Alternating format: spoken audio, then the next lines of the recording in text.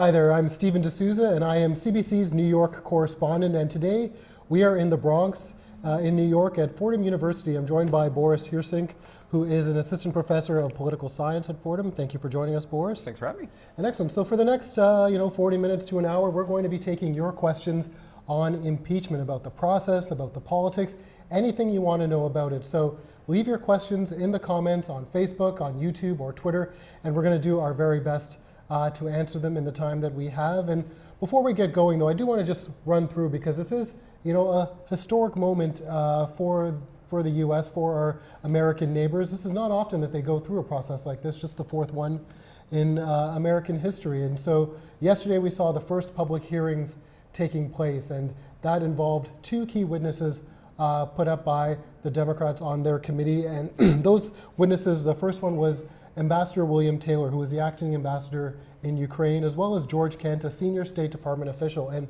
what's interesting in their testimony is that they stuck relatively close to what they had said behind closed doors, but there was some new information provided by Ambassador Taylor that we'll get to as we go throughout this process. But they painted a picture of two tracks of diplomacy going on in Ukraine. They had the official track represented by people like Bill Taylor and George Kent, but also the unofficial track represented by people like Donald Trump's personal lawyer, Rudy Giuliani, who they felt were pushing the president's personal interests. And so they felt that those two were in conflict.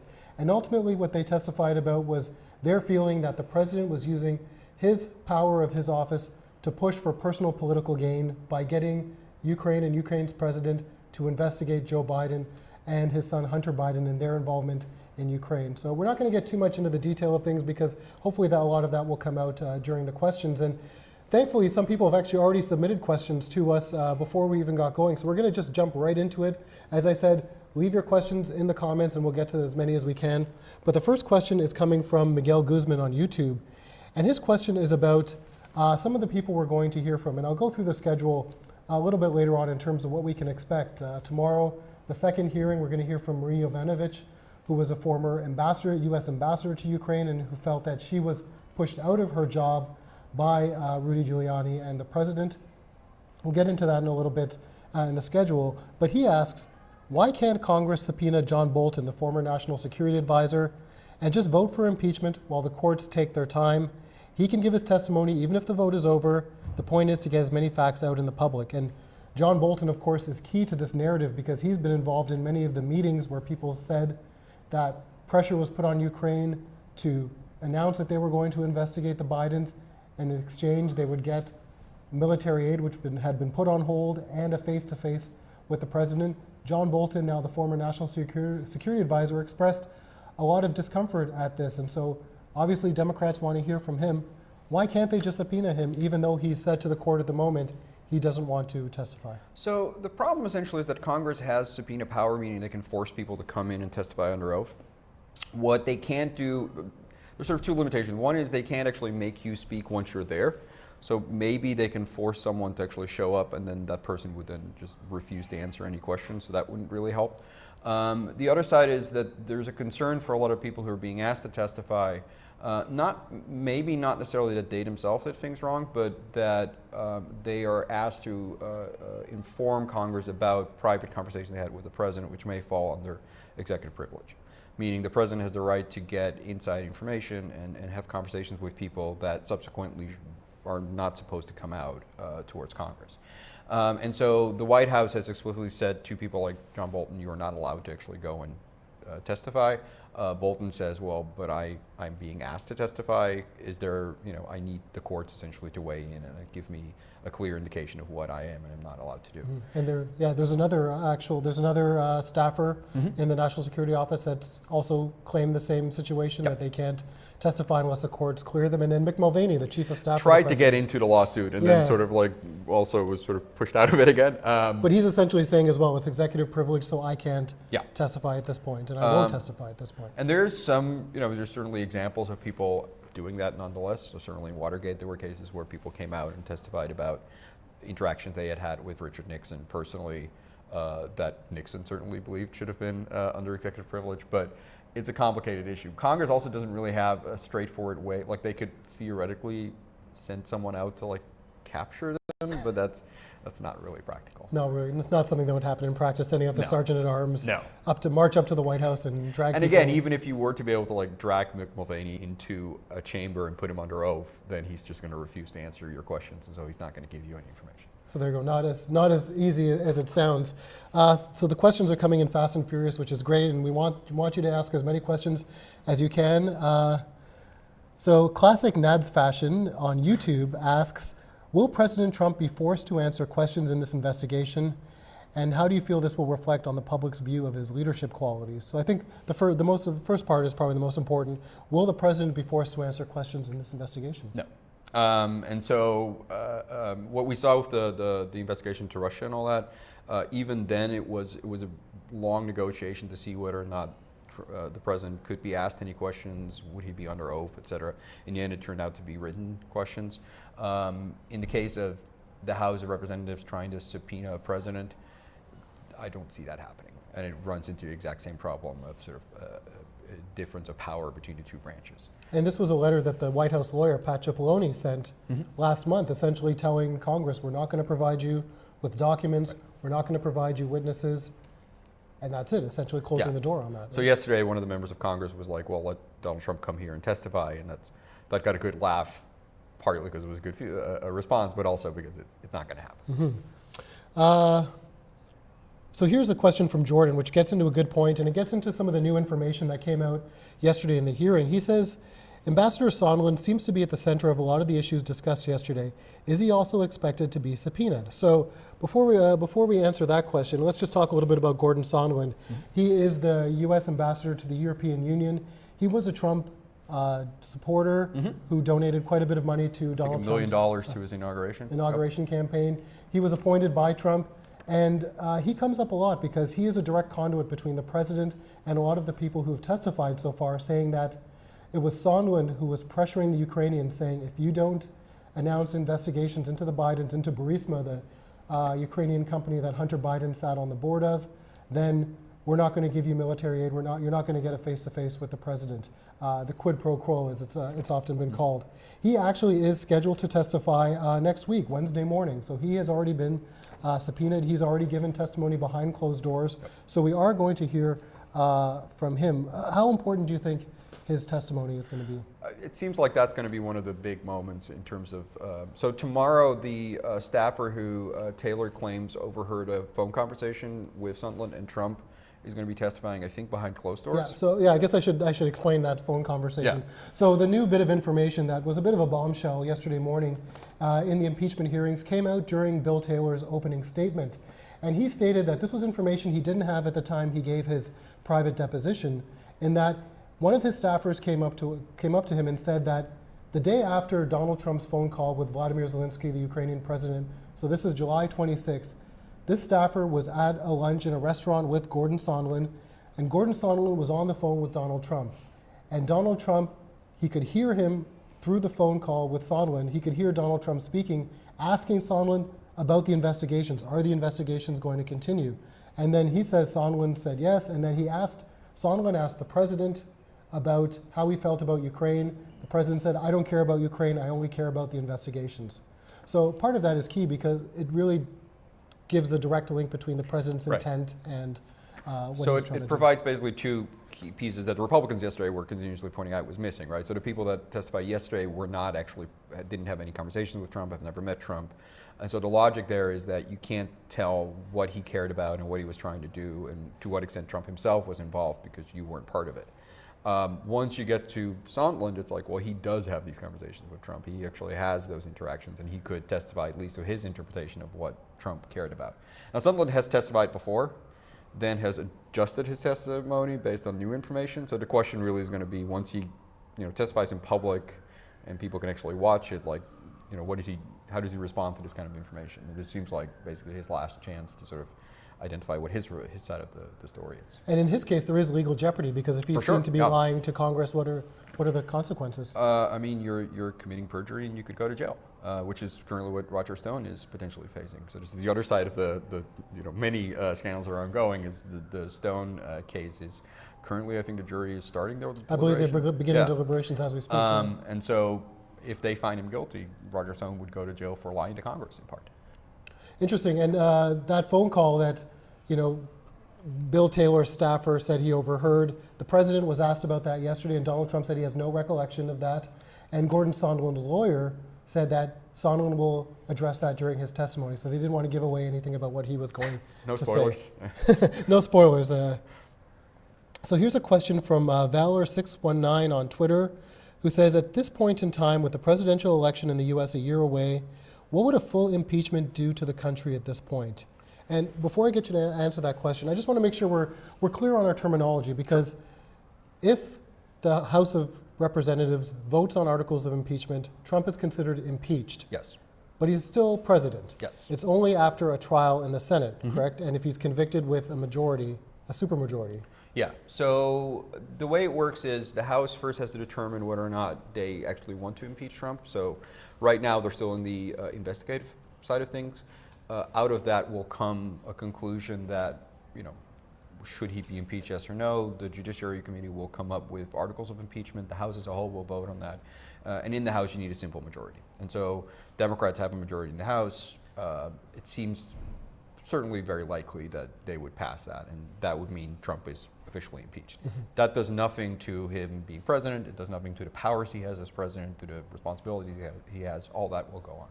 The next stage is that the Senate will conduct a trial where members of the House will come in and play the role of prosecutor, essentially.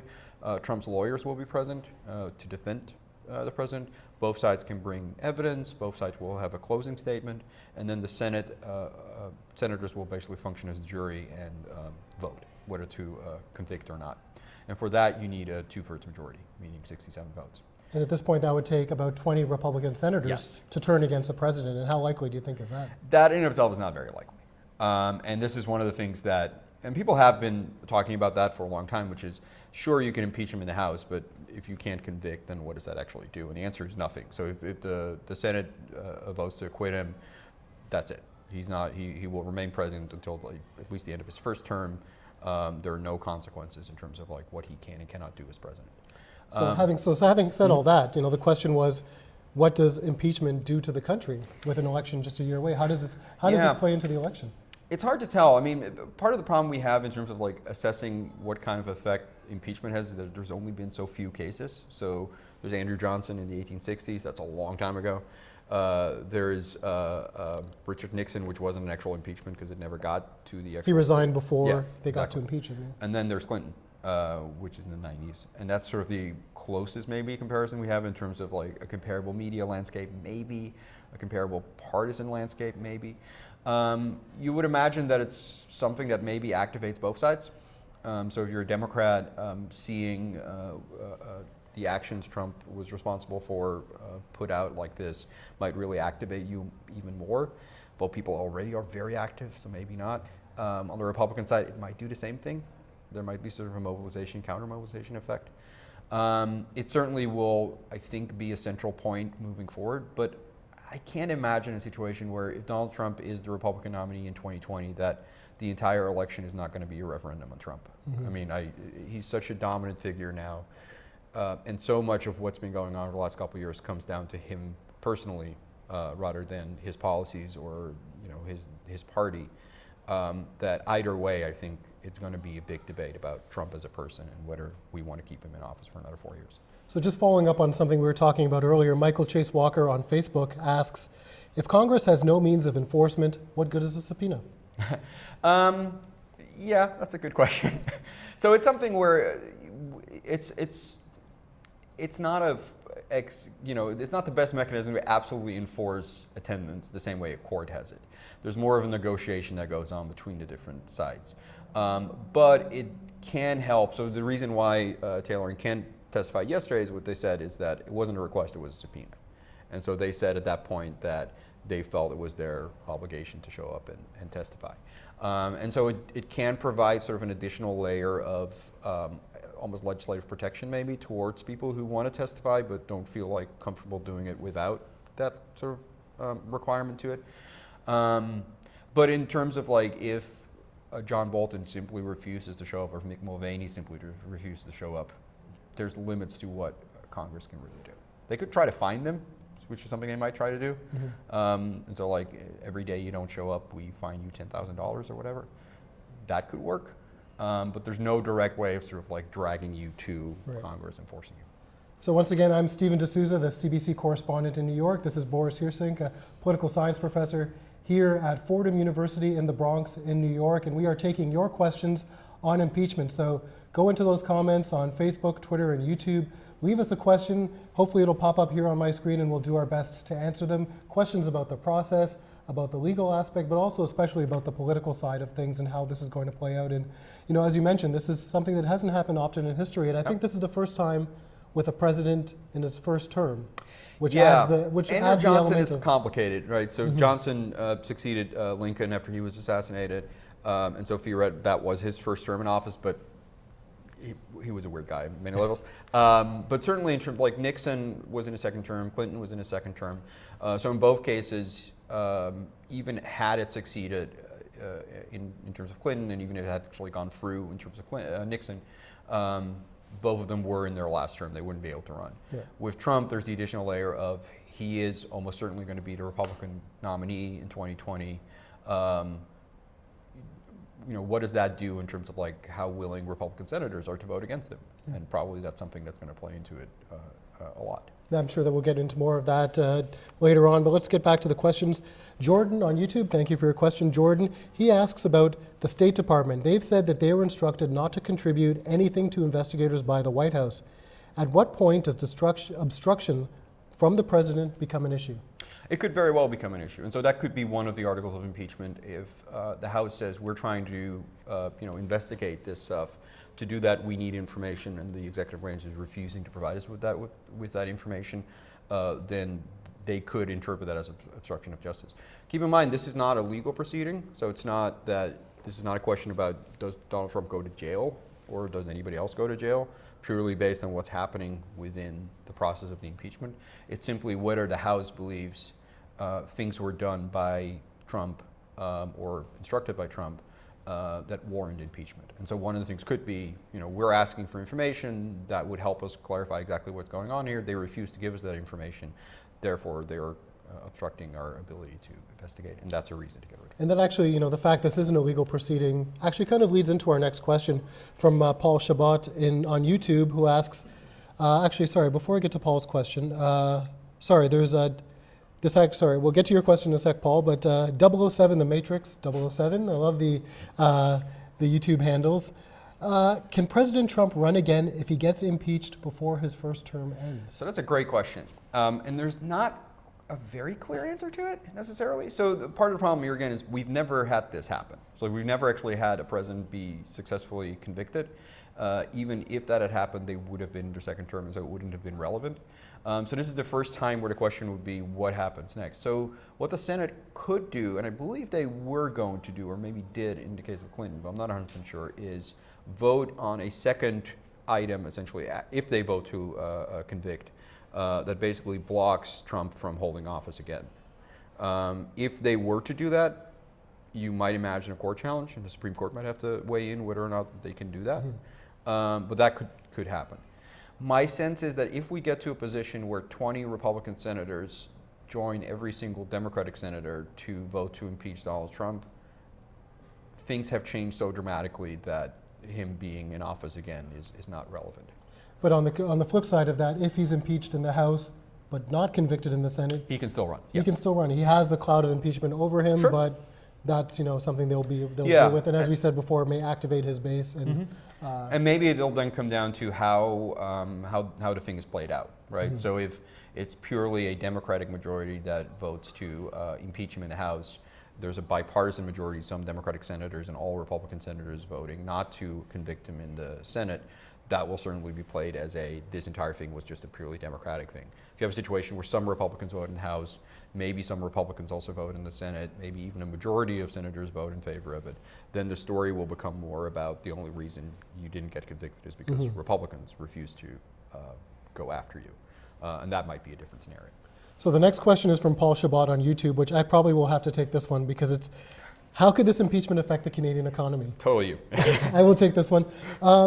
Part of it is, I think it's important, and part of the reason why we're covering this story as a CBC, I'm based in America, and my colleagues, of course, in Washington and LA have been covering the story quite extensively because it is such a rare occurrence, but also because as our neighbor, as our biggest trading partner, the political machinations in Washington trickle down to what happens on the ground and affects the Canadian economy as well. And for example, the USMCA, the new US-Mexico-Canada trade agreement, the follow-up to NAFTA, NAFTA 2.0 if you want to say, that's something that's in limbo right now, and that hasn't been negotiated, that hasn't been ratified by the Americans.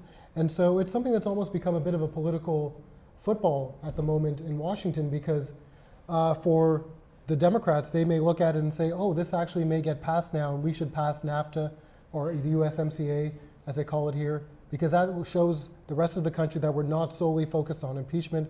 We're focused on other issues. We can still help govern the country as well as we can. And so that's how things can affect the Canadian economy. Obviously, there's questions of the stock market. Political instability is never good for the stock market, and how the US stock market fluctuates has ripple effects in Canada as well. And so that's something that definitely, the Canadian economy could feel. I want to just get actually to a couple questions before we go, before we continue. They did do a similar Q&A last night on News Network, and a couple questions didn't get answered. And one of them is interesting because we sort of talked about this, and this really, the fact that this isn't a criminal proceeding. This is a political proceeding. Impeachment is a political proceeding. It's not criminal. And so one of the lines of defense that the Republicans have been using is that this is hearsay. What we heard from Bill Taylor and George Kent yesterday was not direct information that they heard from the president. They never heard the president's own words saying, I want you to hold this up. I want, this is a shakedown. We're not going to give Ukraine this unless they give us that. They heard it from others in meetings or others who heard, so it's second or third hand information. So that'd be hearsay. Sure. And in a court of law, under the rules of evidence, would not be allowed. But I guess the answer, I think we sort of answered the question, but somebody said last night that Jordan Schultz on Facebook asked, or Judy Schultz rather, said, in the testimony I watched by the witnesses, it said knowledge was based on secondhand hearsay knowledge. Since when is hearsay evidence permissible in a court of law? Well, it's not a court of law. And so Congress does not need to meet the standards that a court would have to meet. Additionally, there's a difference too in terms of gathering information that leads you to more direct information versus that being the only amount. So if it was just these are the two witnesses, there's no other information at all that could possibly confirm it, then still, in terms of impeachment, it would be totally allowed. But in terms of how convincing do you think it is, maybe you'd have a concern.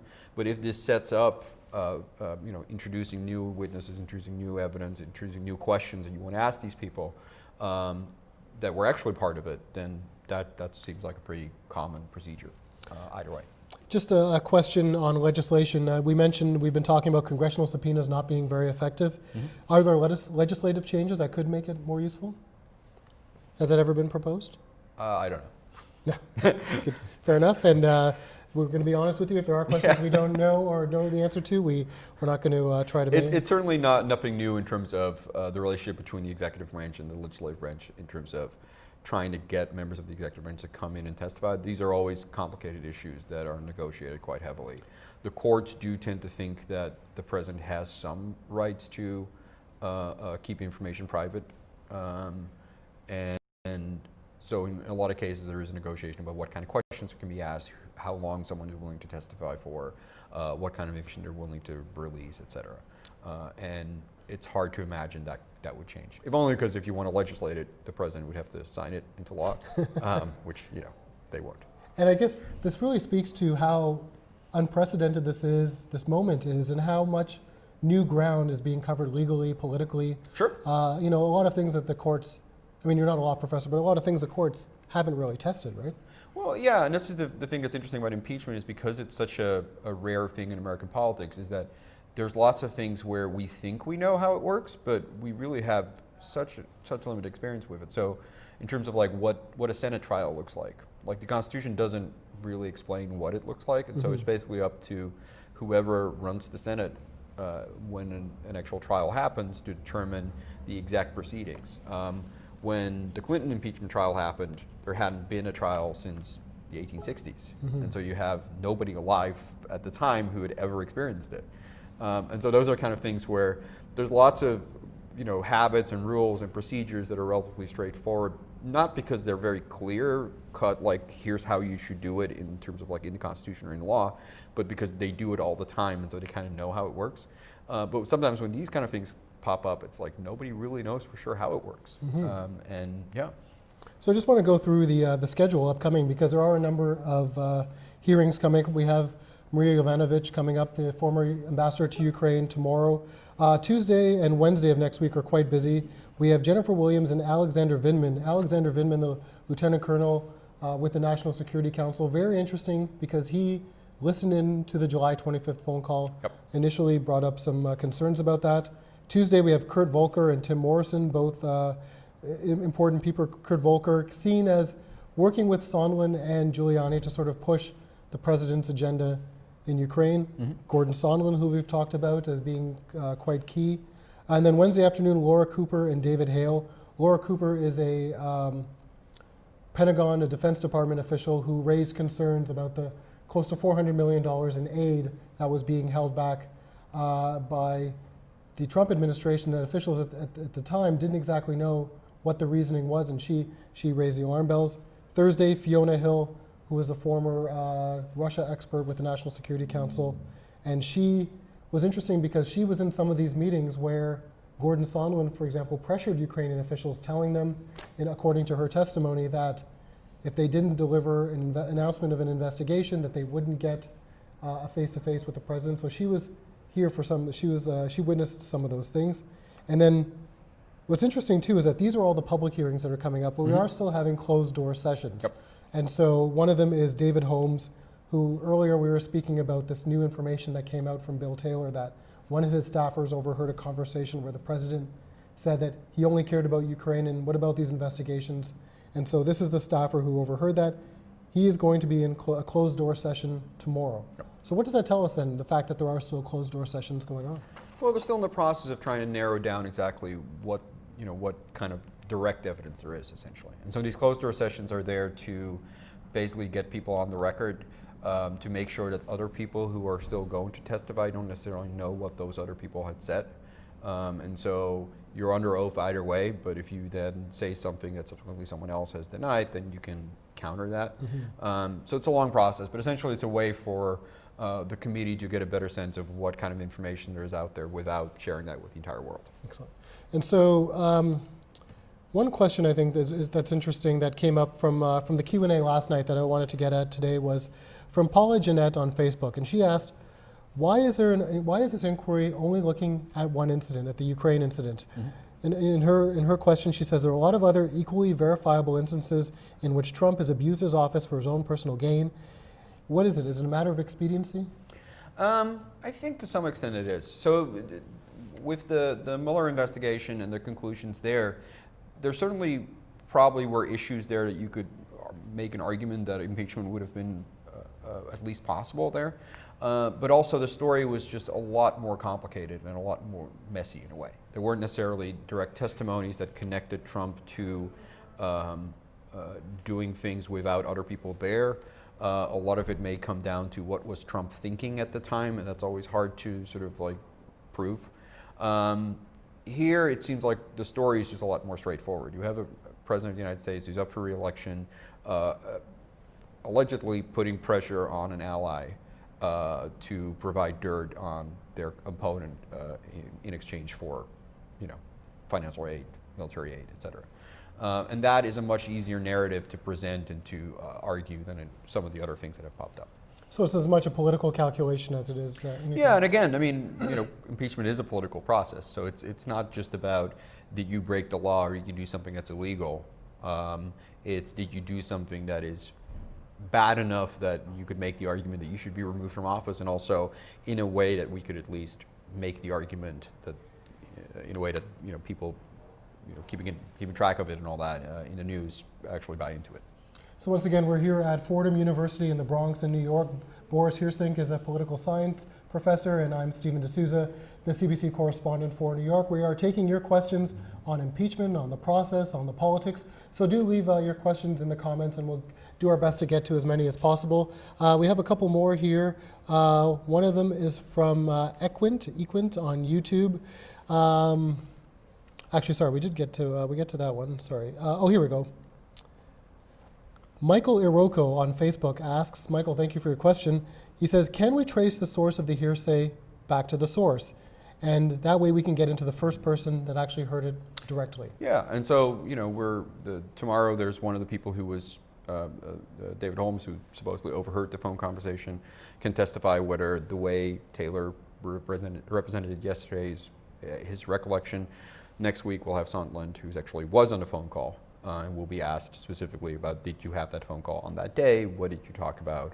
Did those kind of things actually occur or not? And so as we're getting more towards people who were actually, to quote Hamilton, in the room where it happened, that kind of thing, there still will be, Trump will always deny that he did something bad. Sondland may or may not flip his testimony in that regard. But we're getting closer towards like how many different stories are there, how many different interpretations are there, how many, were people actually on the phone. So in the case of like the actual phone call, right, the transcript that was released, is that the complete transcript? Were there specific words that were dropped, et cetera, et cetera, et cetera? We actually have people who were on the line that are going to be testifying. Alexander Vindman is one of them, yeah. And so at that point, there will be more information in terms of like, are we getting the complete picture, or is there stuff missing still? And it's interesting too, I think it gets to one of the points that, when the Republicans make the argument that this is hearsay, they don't mention the fact that people who could answer those questions, who were in those meetings, Mick Mulvaney, the chief of staff for the president, Rick Perry, the Secretary of Energy, John Bolton, National Security Advisor, these people are people who have either been prevented or so far have refused to testify. And so we aren't able to hear from the sort of the inner circle around the president, at this point at least. And we may never, will we? I would imagine Bolton might. It seems like, because he's been talking publicly about this in sort of like speeches he's been giving since he resigned / was fired. I could imagine he actually would like to give his insight. But I think he's concerned about the legal situation right now. People like Mulvaney will not testify. No. Pedro Sanchez on YouTube. Pedro, thanks for your question. When will we know the results of impeachment? It's a little bit unclear. So there's no time frame really for the process. It's not like this has to be done in this many weeks. Right now, there's going to be a process of the different committees in the House going through testimonies, trying to build up the evidence. Once they get to a point where they feel comfortable that they have a sense of what happened here and whether or not they think that there are impeachable offenses, the Judiciary Committee will draft the impeachment procedures, and then the House will vote, subsequently go to the Senate. How long it will take in the Senate is sort of up to the Senate. It's kind of up to Mitch McConnell, the pretty much Republican and so there's been stories where they want to just like, one question that actually has been raised is if the Senate is even required to hold a trial. McConnell has, partly because McConnell in the past has been able to like prevent things from happening at all, the Supreme Court justice appointment under Obama, et cetera. McConnell has been pretty consistent saying like if the House votes to impeach, we have to hold a trial. They can do it real fast, theoretically. They could do it real long, depending on whether they think politically it's a smart thing to do. They may, choose between those options. I would imagine that, the House seems intent on trying to get this out of the way by the end of the year. But on the other hand, if you get a situation where you have lots more people coming in to testify, more information, more questions being raised, it might take longer. It's hard to predict. So I guess they have to weigh questions about people, just the public's appetite and attention span, because think about it, we have American Thanksgiving at the end of the month. Here in November in the U.S., there's Christmas is coming up next month.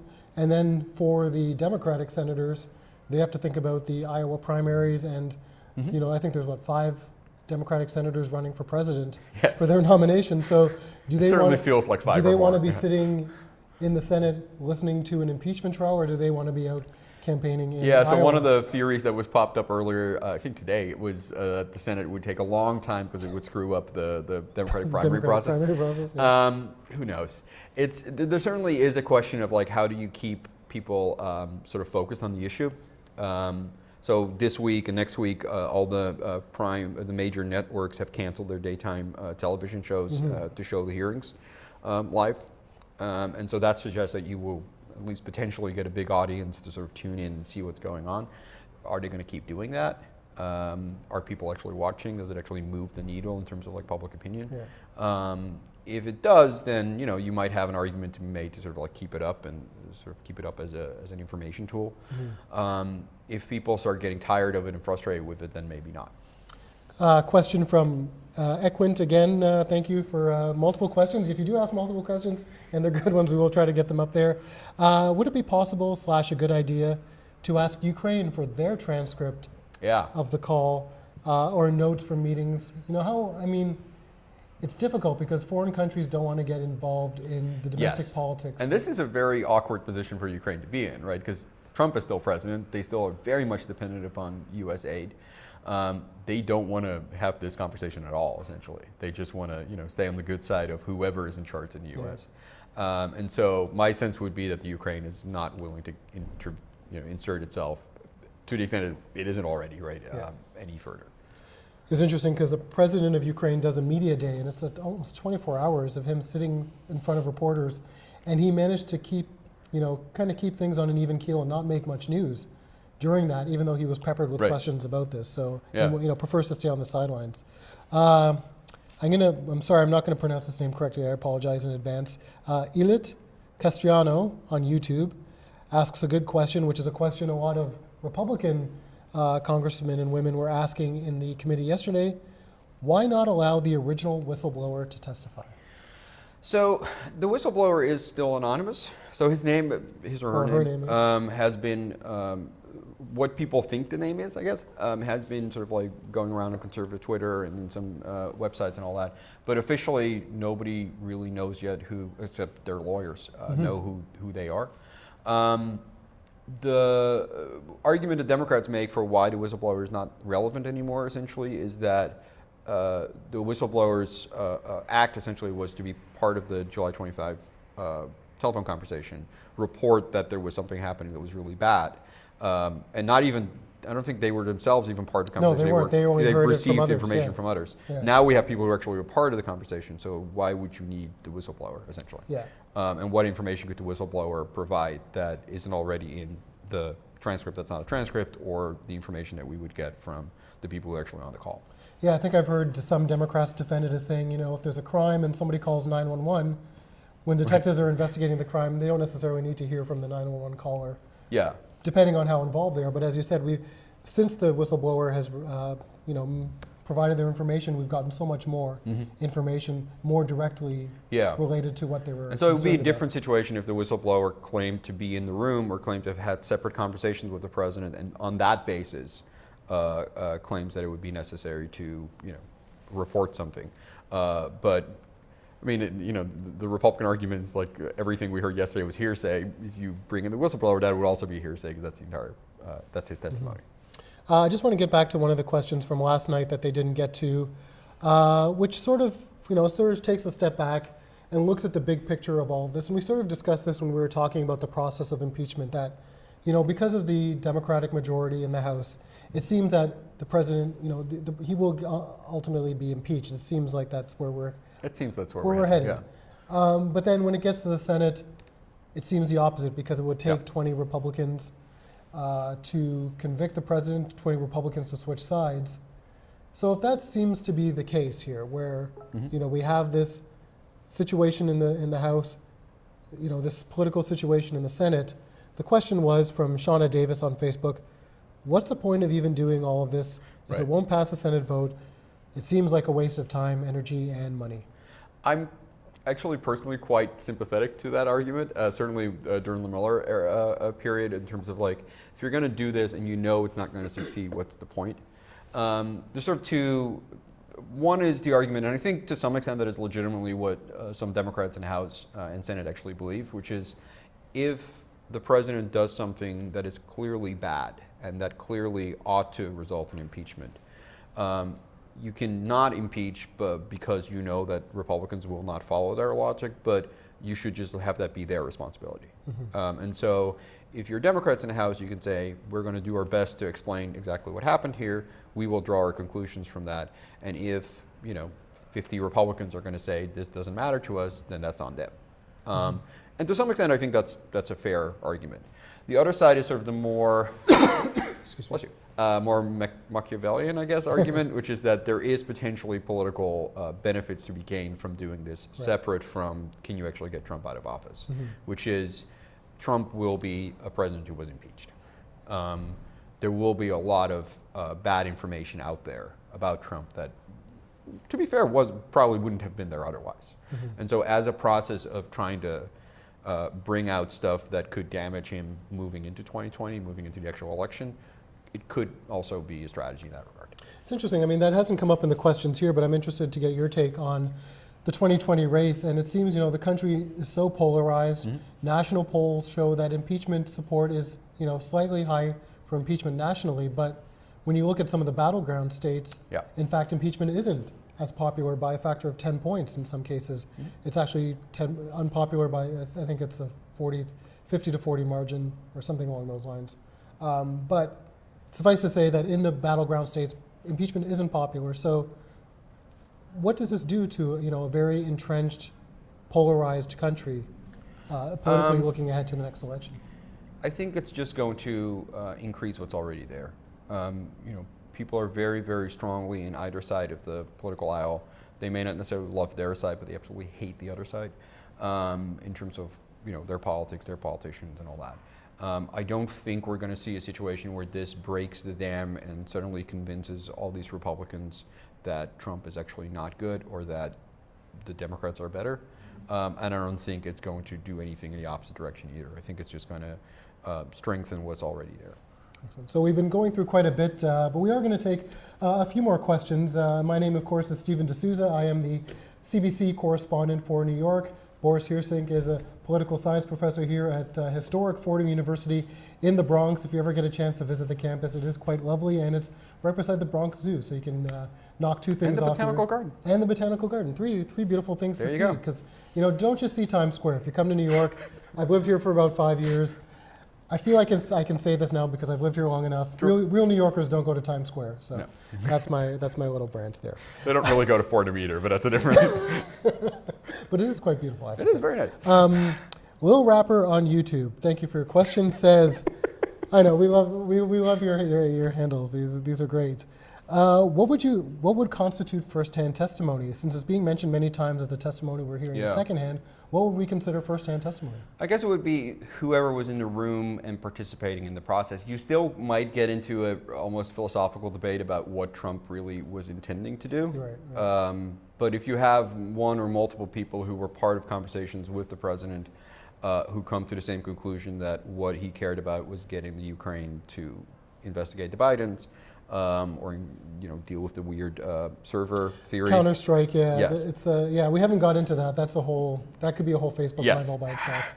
And probably is somewhere. Yeah. And so, if you have that kind of direct evidence, that's better than someone who heard about a conversation where that took place, because then there's a possibility that it's misinterpreted or, Sondland is making up his own stories or something like that.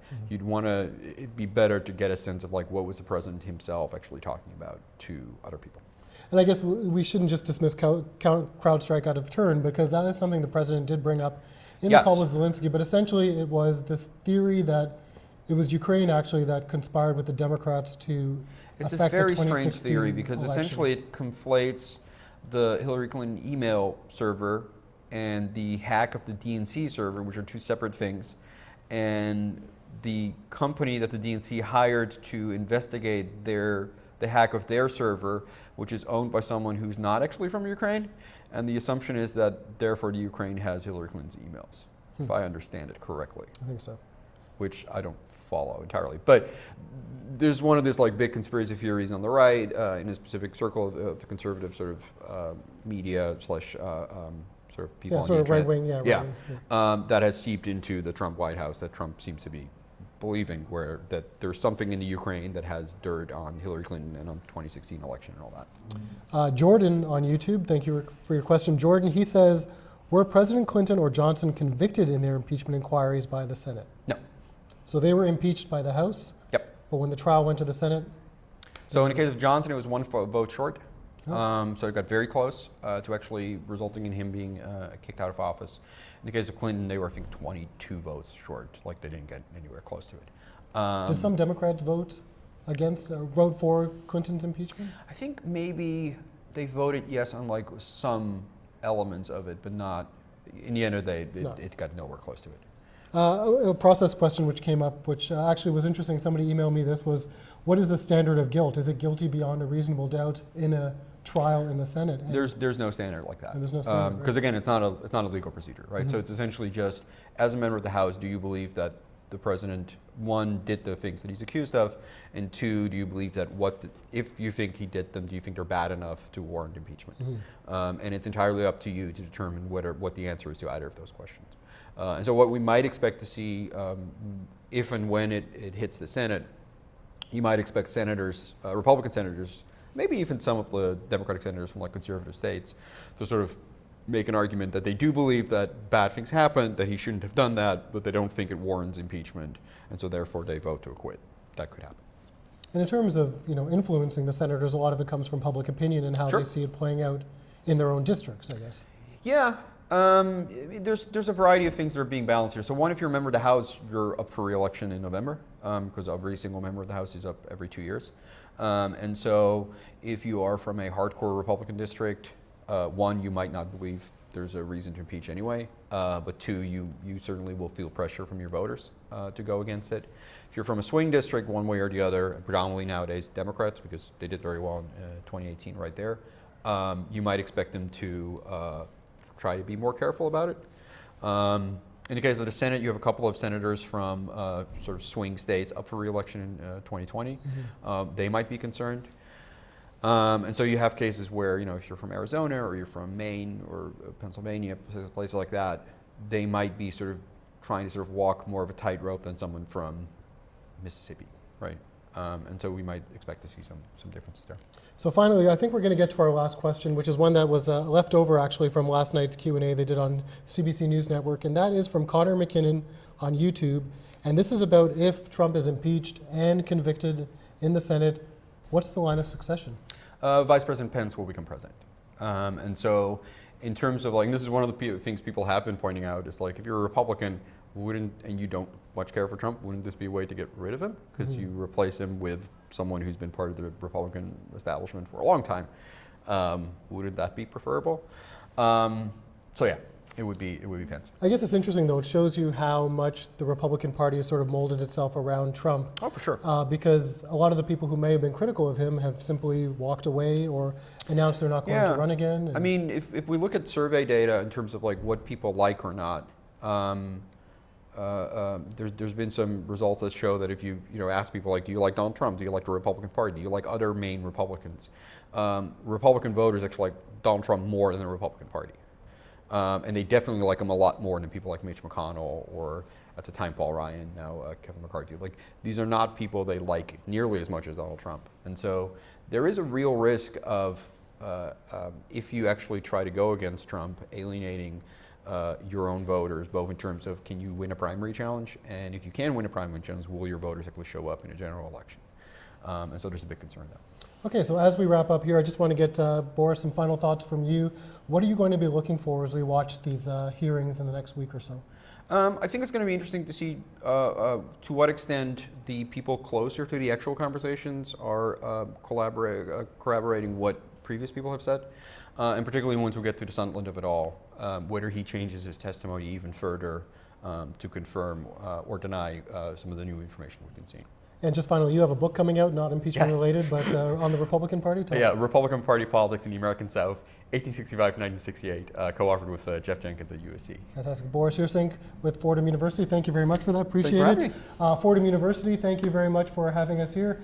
I'm Stephen D'Souza, CBC News in New York. Thank you so much for joining us. Thank you for all of your questions. This will be archived up on the YouTube channel as well as on the CBC Facebook channel. So if you ever want to come back and watch again and re-watch some of the questions and find some of the answers you may be looking for, we hope you do that. And thank you for your time, and we really appreciate it. Take care.